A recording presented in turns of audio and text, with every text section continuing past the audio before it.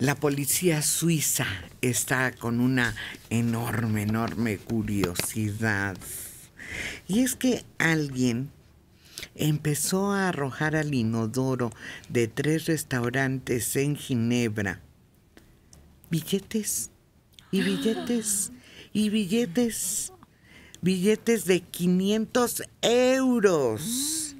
Y desde luego, pues empezaron a causar problemas al desagüe del baño y de los bares, porque también fue en un banco y en los baños de 3 bares.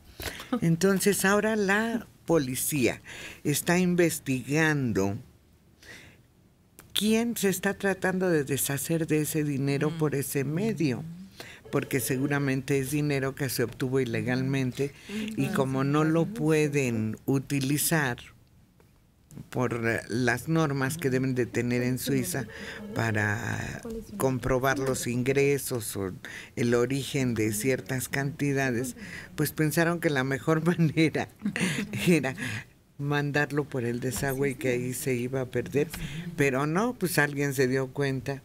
Lo que yo no me explico es cómo podemos ser distintos. Estoy segura que aquí en México lo sacan con todo cuidado y se quedan callados y no dicen nada. Nadie avisa. O era como en la película de ¿cómo? Diamantes robados. Que el señor avienta de una Michael Caine de diamantes, los lanza por el inodoro, por el drenaje, pero luego los podían recuperar en cierto punto del drenaje. O sea, a lo mejor querían recuperar los billetes. Pues de entre lo que han logrado averiguar los policías en Suiza es que se trata de 2 mujeres, al parecer españolas, y que tenían guardado el dinero en una caja fuerte. Pero no fue sino hasta que alguien se quejó de que estaban tapados los inodoros, que se dieron cuenta que estaban tapados por el exceso de billetes que habían arrojado por ahí y no se sabe la procedencia. Pero si no saben y nadie los reclama, aquí estoy yo, se los puedo recibir con mucho gusto. Le ayudamos. Sí, porque tan fácil, a lo mejor alguien que no podía salir del lugar, pero no quería dejar ese dinero ahí intacto. ¿Por qué tan fácil? Pues quemarlos, ¿no? Como el que lo usó de cobija para su hija porque hacía frío, un narco. Pero ¿qué tal si allá el humo puede causar una alarma? Sí, también porque no pueden, tienen esos sistemas detectores de humo que se activan, entonces ahí tu fogata de billetes de 500 euros y pues no, te cachan. Sí, no, que no se avisen. Pues sí, hombre, si nadie queman. Los reclama. No, debe ser algo delicado. Y como aquí en México, las normas esas de que más de 5 y más de 10 tienes que decir, y si no, tienes que pagar comisión, ¿no? Allá debe tener alguna norma parecida. Aquí hubo un mexicano que junto con el movimiento cristero intentó desestabilizar al gobierno de Álvaro Obregón haciendo circular billetes falsos y llegó a ser el mejor falsificador del mundo, que tenía el seudónimo de San Pietro, era su Enrico San Pietro, y él llegó a falsificar francos y de todo, incluso estuvo en la famosa cárcel de la Isla del Diablo, donde estuvo Papillón, en la misma cárcel estuvo allá, y acá uno de los mejores falsificadores, pero se inició con fines políticos porque era cristero. Es una anécdota raro acerca de la gente que distribuye billetes así, pero este era para desestabilizar. Aquí quién sabe qué habrá pasado, con qué finalidad, pero sí está muy extraño, ¿no? Pero además 120,000 euros. No es tanto. Para nosotros sí es mucho, pero para ellos pues son 120,000 euros. Además, Suiza, no sé si sigue haciendo, pero por lo menos hasta algún tiempo era como un tipo de paraíso fiscal. Ahí podían depositar grandes cuentas sin tener que dar una explicación de la procedencia de ese dinero.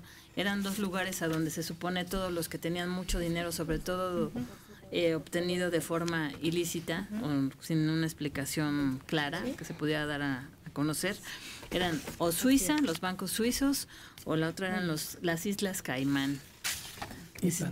Y Panamá, que de verdad hace poco supimos de el paraíso fiscal que era Panamá. Pero no sé si estoy en lo cierto, pero más que paraíso fiscal era la secrecía. Sí, lo que garantizaba Suiza, ¿no? Sí, que no, por eso no se daba explicación de dónde procedía todo el dinero. No tenías que decir, bueno, viene de mi fábrica de qué será, de chupones, ¿no? O de lo que fuera. Ahí no, tú llevabas tu dinero y había toda esa discreción sobre la procedencia de los bienes, del dinero. Incluso por esa razón no entraron al mercomundo europeo, para no tener las leyes bancarias que tenían los otros países acerca de la secrecía bancaria. Y eso los hizo permanecer neutrales en la Segunda Guerra y muy honorables, pero manejaban todo el dinero negro del mundo. Riquezas inmensas se fueron a quedar ahí porque luego les daban un numerito. Hubo un presidente de la República, que no digo quién es porque no está comprobado, que el numerito no lo sabía su secretario particular.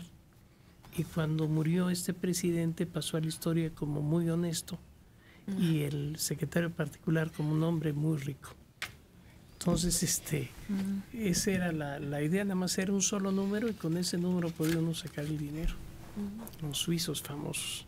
Se presentaron pacientes que causaron mucha curiosidad y para muchos una gran alegría en el servicio médico del municipio oaxaqueño de Juchitán.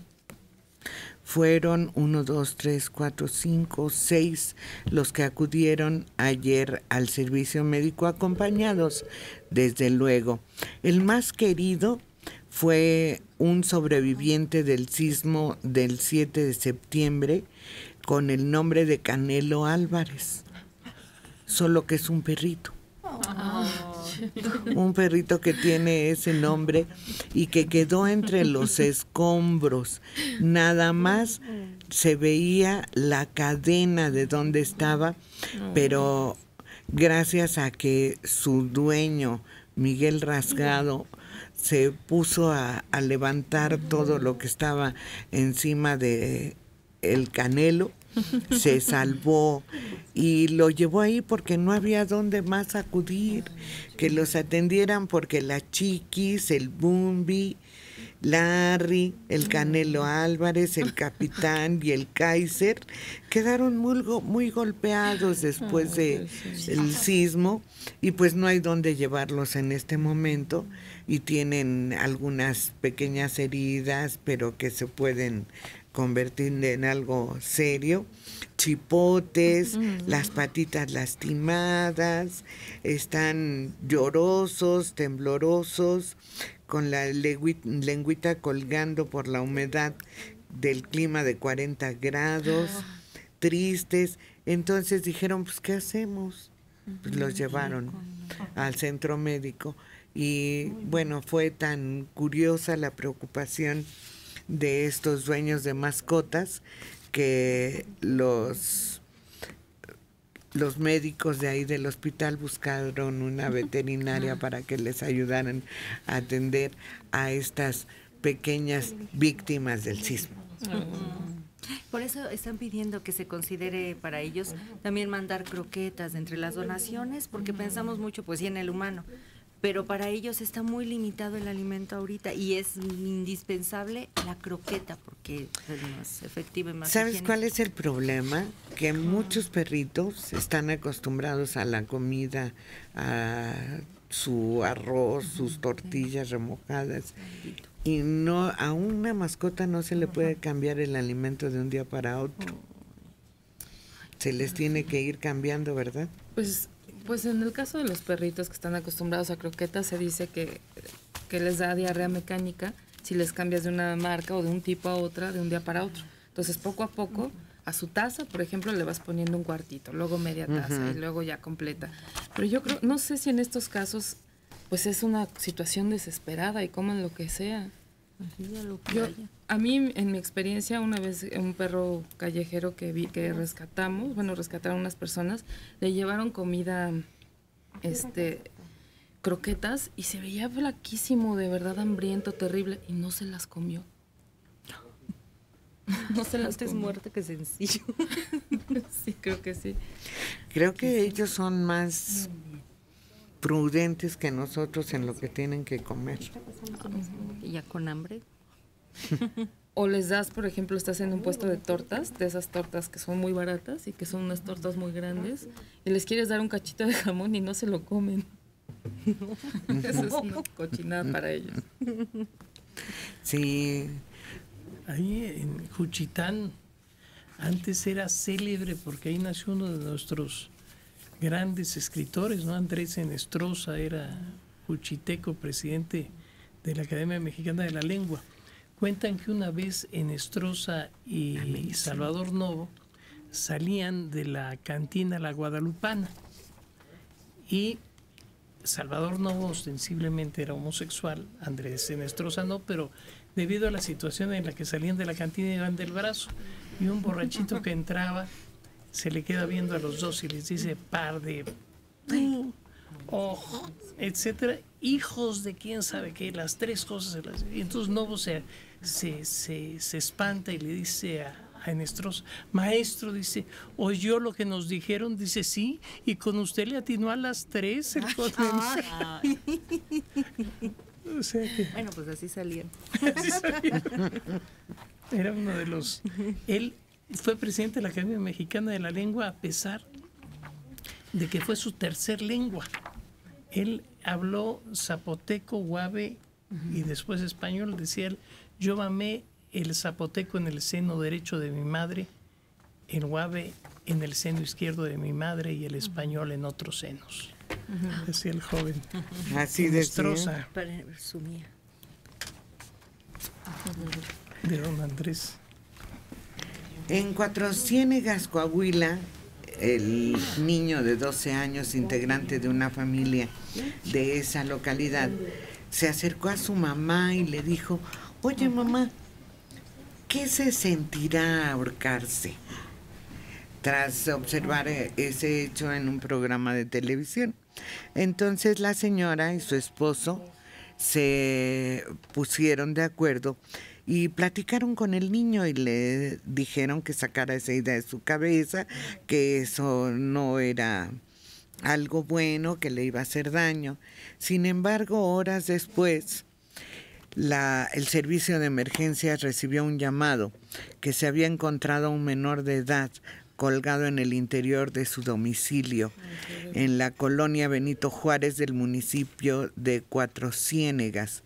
Era el mismo niño que habría preguntado a su mamá qué se sentiría ahorcarse.